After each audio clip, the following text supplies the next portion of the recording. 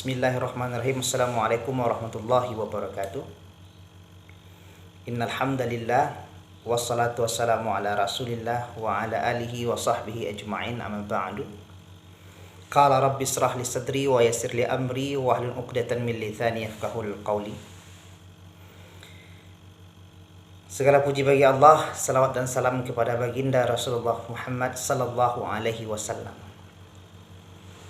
Sahabat semua, hari ini kita akan bercerita lagi tentang sebuah kisah perjalanan Imam Asy-Syafi'i dan Imam Malik.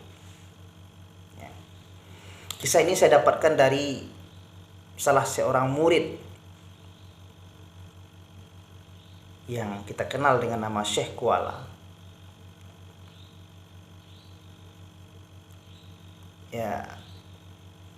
Atau ulama besar di Aceh, yang kami di Sumatera Barat, di Padang, lebih kenal beliau dengan sebutan Syekh Abdul Rauf Al-Singkili. Karena beliau ini termasuk ulama yang sangat terkenal di Sumatera Barat. Karena beliau merupakan guru dari Syekh Burhanuddin di Pariaman, yang sampai hari ini masih disinggahi oleh murid-muridnya setiap bulan Safar. Nah, cerita ini saya dapatkan dari salah satu murid beliau juga. Ini tentang kisah Imam Asy-Syafi'i dan Imam Malik. Kalau di part 1 kita bicara tentang Imam Asy-Syafi'i dan sedikit kisahnya, di mana dia berasal. Dia lahir. Kemudian gurunya Imam Malik. Nah, sekarang ketika dia berguru tentu ada proses yang mereka jalani, dan setelah itu apa yang terjadi. Nah, jadi salah satu kisah yang menarik yang disampaikan kepada saya, dan saya pikir ada baiknya kita bagi sehingga menjadi ilmu bagi kita semua. Mungkin judulnya itu mungkin adalah berkah guru, ya. Imam Asy-Syafi'i ini mendapatkan surat dari Imam Malik. Ceritanya dimulai di situ. Jadi ketika Imam Asy-Syafi'i mendapatkan surat dari Imam Malik, ketika dia sudah selesai belajar dengan Imam Malik dan mengembangkan ilmunya di Palestina, di Gaza, Palestina, dia mendapatkan surat. Bayangkan, surat ini sudah dikirimkan oleh Imam Malik. Ya, jangan pikirkan bagaimana teknik mereka mengirim, tidak sama seperti kita yang sekarang memakai WhatsApp, bisa video call. Kalau zaman dulu itu ada dua, biasanya memakai merpati atau burung elang, ya, atau memakai transportasi darat seperti kuda. Dan tentunya kalau di padang pasir sulit untuk memakai burungnya karena panas udaranya, sehingga mungkin memakai kuda atau camel, onta. Nah, jadi itu surat itu untuk datang tuh berbulan juga untuk sampai ke Imam Asy-Syafi'i. Jadi ketika Imam Asy-Syafi'i menerima surat dari gurunya tersebut, yang pertama satu kebanggaan di dalam hatinya, karena diminta oleh gurunya, diminta oleh Imam Malik untuk memberikan pelajaran kepada murid-muridnya. Maka tanpa tunggu waktu lagi, Imam Asy-Syafi'i berkemas dan berangkat hari itu juga. Minta izin kepada orang tuanya dan kemudian berangkat ke Madinah.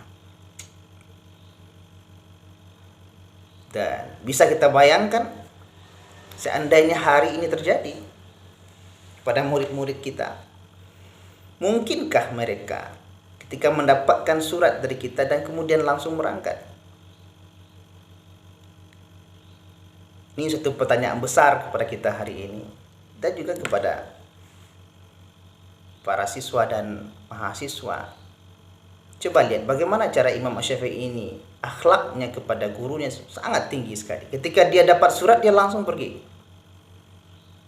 tanpa menunggu lama. Nah, akhirnya ketika Imam Asy-Syafi'i sampai di tempat gurunya Imam Malik,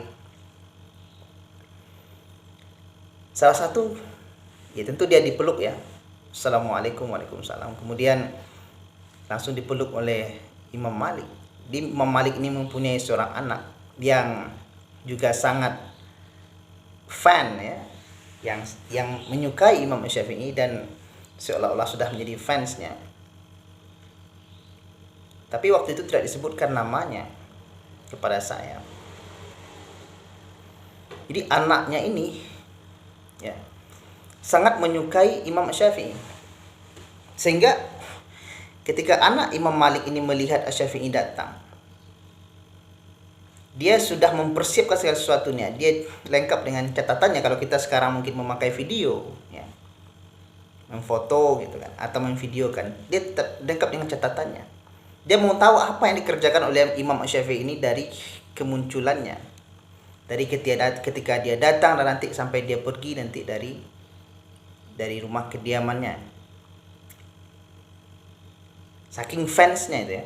Maka ketika Imam Syafi'i datang, dia langsung catat bagaimana cara dia baca salam, bagaimana cara dia memperlakukan ayahnya, dicatat semua oleh anak Imam Malik ini. Nah, tentunya ketika Imam Syafi'i datang dipeluk oleh Imam Malik ya kalau Indonesia seperti cipika-cipiki, tapi itu hanya untuk laki-laki, perempuan dengan perempuan di Arab. Di Madinah, di Makkah sama. Dan satu lagi yang luar biasa adalah kebiasaan mereka menyiapkan makanan untuk tamu mereka. Dan mungkin jadi ini juga yang ditiru oleh para ulama kita yang kemudian mewarisinya kepada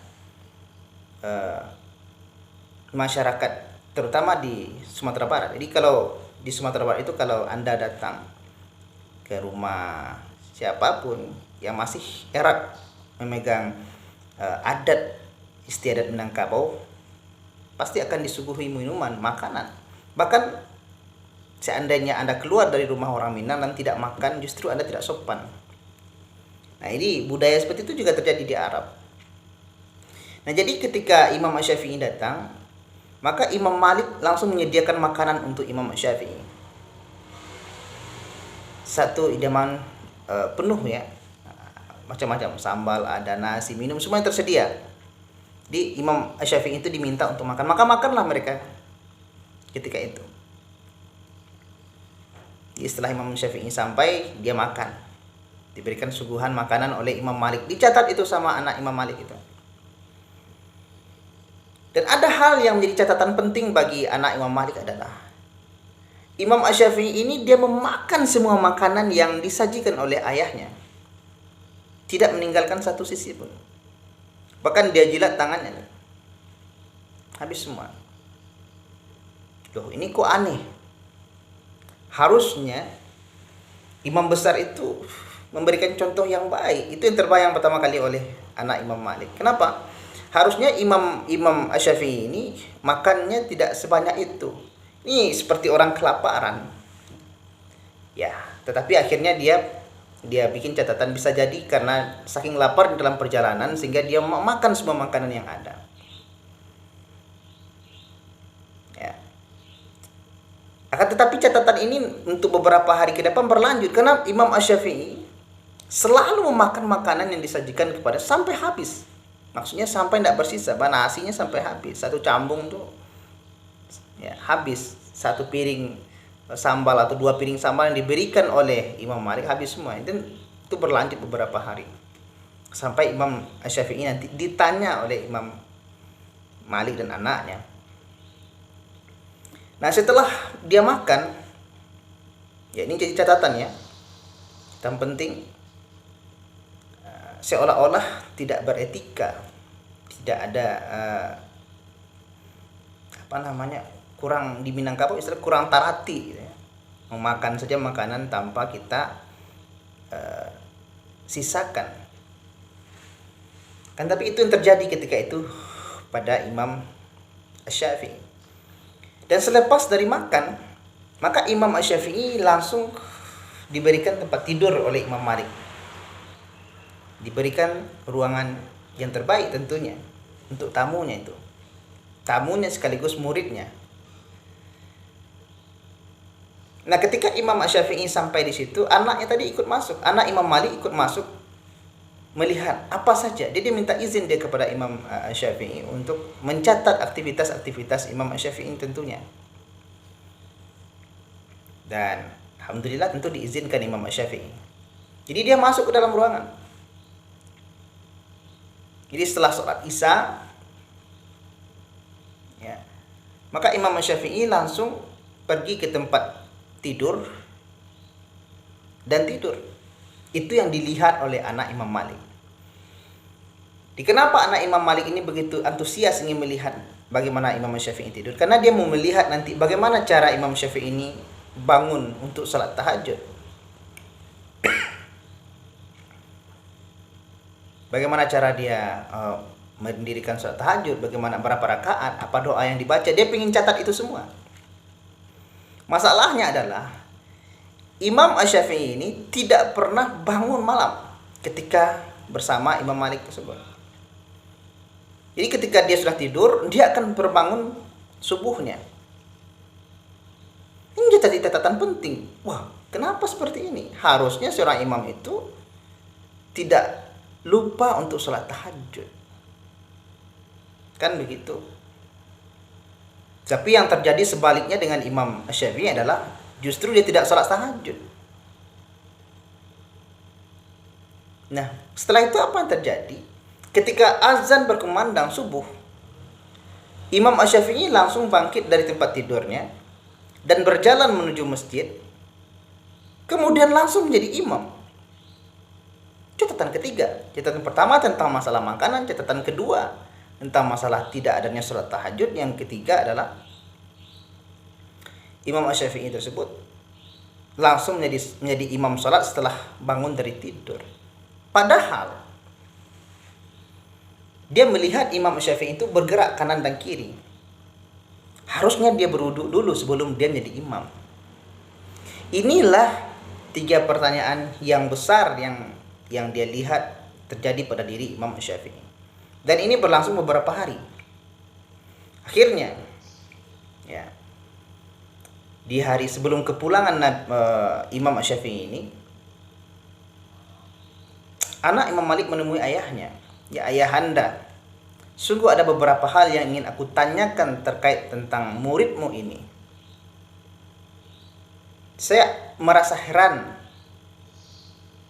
terhadap perilakunya. Maka Imam Malik berkata, apa hal yang membuat kamu heran? Yang pertama, dia sampai kemudian memakan seluruh makanan yang engkau sajikan, tidak menyisa-nyisakan sedikit pun. Yang kedua, dia tidak melaksanakan tahajud sebagaimana engkau lakukan setiap malam. Dan yang ketiga, perilakunya mengenai sholat subuh sangat aneh sekali. Karena dia selesai bangun tidur, langsung berjalan ke masjid dan menjadi imam tanpa wudhu. Apakah benar seperti ini didikanmu, wahai ayahanda? Coba perhatikan bagaimana cara Imam Malik menasihati anaknya. Wahai anakku, kata Imam Malik, langkah yang terbaik engkau lakukan itu adalah engkau tanyakan langsung kepadanya. Tidak boleh engkau berburuk sangka, tidak boleh suuzon. Engkau tanyakanlah kepada ayahmu itu, engkau tanyalah kepada ayah keduamu itu, kenapa dia melaksanakan itu. Coba lihat, perhatikan. Tidak boleh kita langsung menganggap suatu pekerjaan itu pekerjaan yang buruk. Sebelum kita tanyakan dulu, sebelum kita klarifikasi dulu apa yang sebenarnya terjadi. Di mana hari ini itu yang banyak terjadi di Indonesia. Tanpa klarifikasi langsung main tangkap. Harusnya ini dulu yang dilakukan. Maka anak Imam Malik tadi menemui Imam Syafi'i. Assalamualaikum ya ayahanda. Dia juga memanggil ayahanda. Apa yang bisa saya bantu? Waalaikumsalam. Jadi dia ceritakanlah tentang masalah kesulitannya kepada Imam Syafi'i, tentang beberapa perilaku Imam Syafi'i yang menurutnya tidak sesuai dengan sendi-sendi yang diajarkan oleh baginda Rasulullah Muhammad SAW. Itu pertama tentang masalah makan. Jadi pertanyaan yang pertama adalah, kenapa engkau makan semua yang diberikan oleh ayahku tanpa tersisa? Jadi kalau ada satu mangkuk, ya habis satu mangkuk.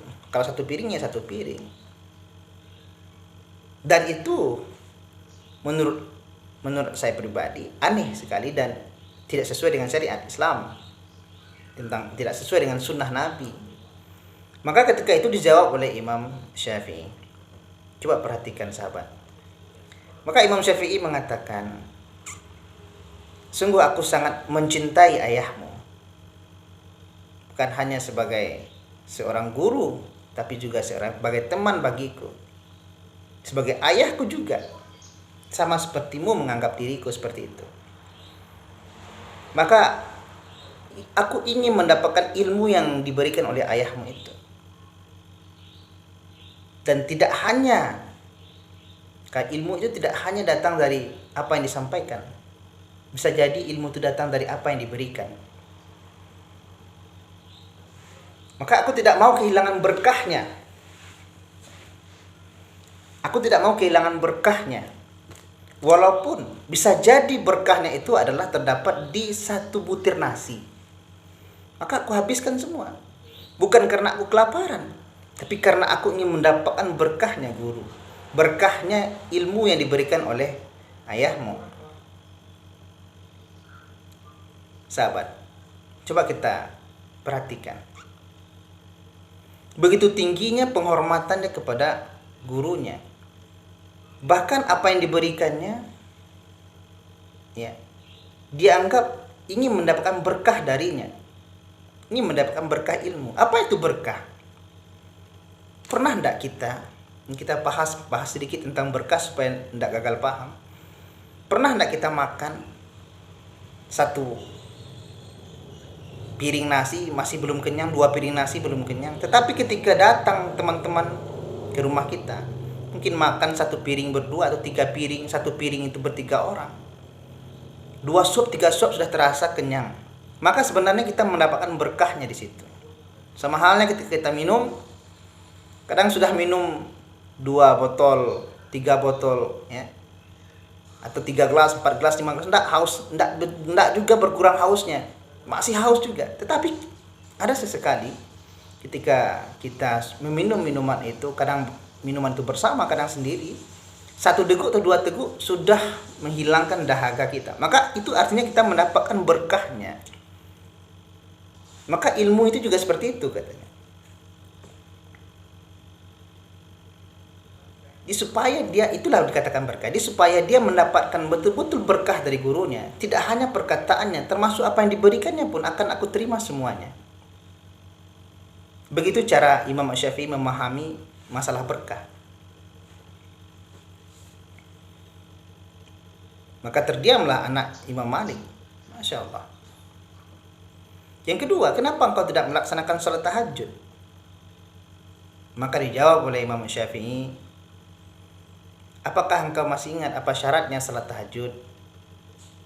Di antaranya tertidur sebentar, tertidur dulu. Jadi tidur dulu, terbangun, melakukan salat tahajud.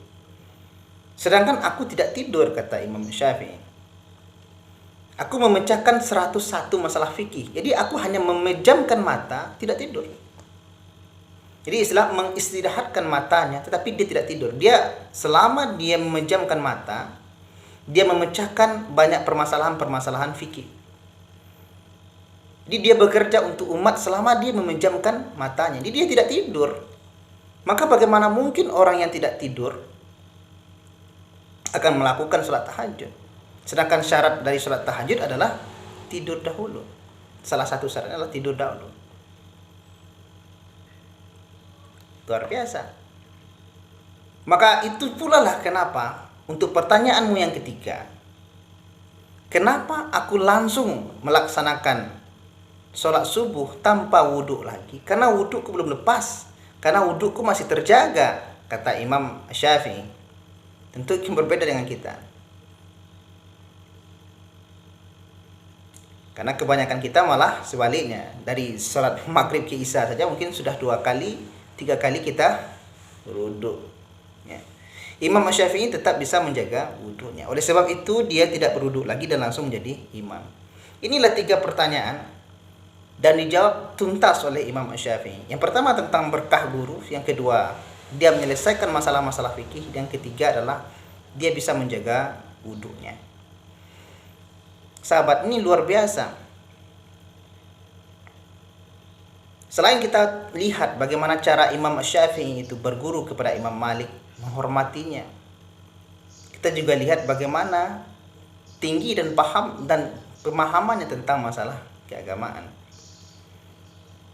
Inilah hal-hal yang diantaranya bisa kita ambil dari cerita inspiratif Imam Syafi'i dan Imam Malik untuk hari ini. Saya harap ada mendapatkan berkah juga untuk kita bersama dari cerita ini. Kita ajarkan kepada anak-anak kita supaya mereka paham bagaimana cara menghormati gurunya, bagaimana harus kuat kita memahami konsep ibadah kita dan menghormati. Itu yang paling utama. Semoga manfaat untuk kita semua. Billahi taufiq wal hidayah. Assalamualaikum warahmatullahi wabarakatuh.